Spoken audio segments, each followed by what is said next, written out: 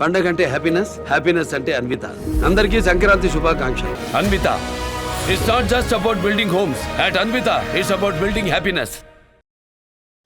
జై శ్రీరామ్. దాడులు దాడులు దాడులు, హిందుత్వంపై దాడులు, గుళ్ళపై దాడులు.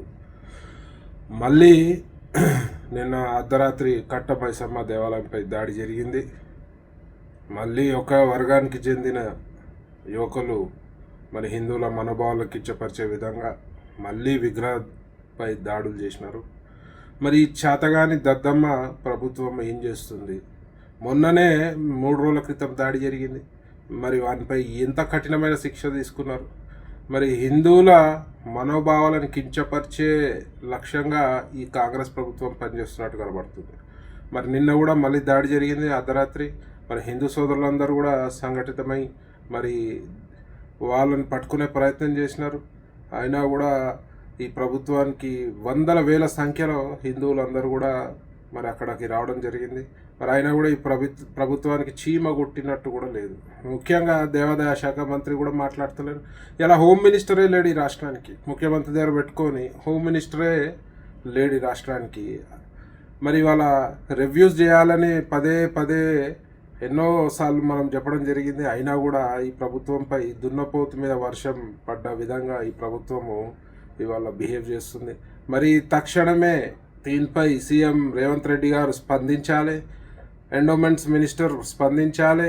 అక్కడ సంఘటన జరిగిన స్థలానికి సీఎం గారు పోయి మరి అక్కడ ఏం జరిగిందనేది తెలుసుకొని దానిపై గట్టి విచారణ చేసి, మరి విచారణ చేస్తే సరిపోదు, వాళ్ళపై కఠినంగా శిక్షించాలి. ఇవాళ ఎక్కడ చిన్న చీమ చిటుకన్నా పట్టుకునే పోలీసు యంత్రాంగం మరి నిన్న దాడి చేసి వెళ్ళిపోయారు. మరి వాళ్ళని పట్టుకున్నారా?